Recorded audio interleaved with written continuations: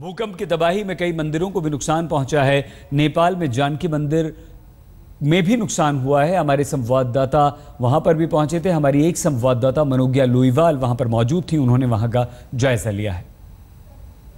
कहते हैं मंदिरों में प्रतिमाओं में भगवान विराजते हैं, लेकिन जब देवादिदेव खुद पशुपतिनाथ की बात हो तो क्या कहने। भूकंप के झटके भले ही पूरे नेपाल को हिला के रख चुके हों, लेकिन पशुपतिनाथ मंदिर एक ऐसी जगह है जहां पर एक खरोंच भी नहीं आई।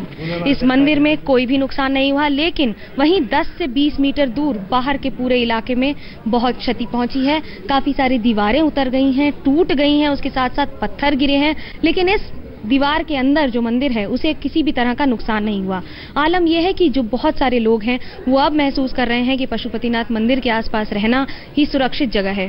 शायद यही कहते हैं कि भले ही आप इसको चमत्कार कहें या फिर ऊपर वाले पे आस्था कहें या फिर एक अदृश्य शक्ति पर विश्वास कहें, सच्चाई तो ये है कि इस पूरे भूकंप में जहां पर पूरा विश्व कांप के रह गया नेपाल के हादसे को देखकर, लोग खुद डर के रह गए, लेकिन उन्हें भरोसा है कि ये मंदिर ज्यादा सुरक्षित है। क्या कहना है आपका? बहुत सुरक्षित है और पशुपतिनाथ जी महाराज का अपना घर भी सुरक्षित है।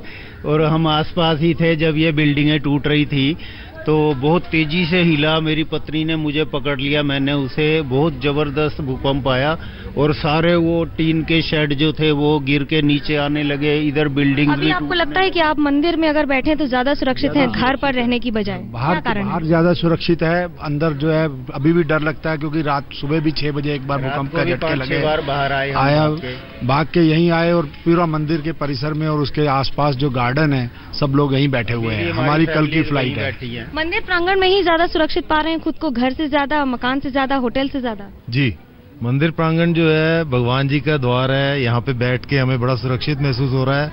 फिर भी हम सामने वाले मंदिर के सामने वाले एरिया में ही एक होटल में थे हम लोग। वहाँ होटल में बैठने में ऐसे डर लग रहा था, कांप रहे थे हमारे शरीर कि हम कहाँ जाएं। फिर मंदिर प्रांगण में आए तो हमें ऐसा लगा कि बहुत ही दिल को बहुत सुकून महसूस हुआ।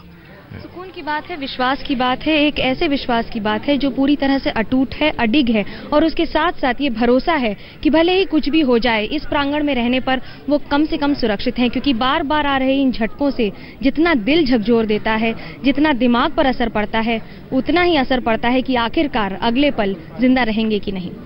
कैमरामैन तापस बेरी के साथ मनोज्ञा लोईवाल, काठमांडू, आज तक।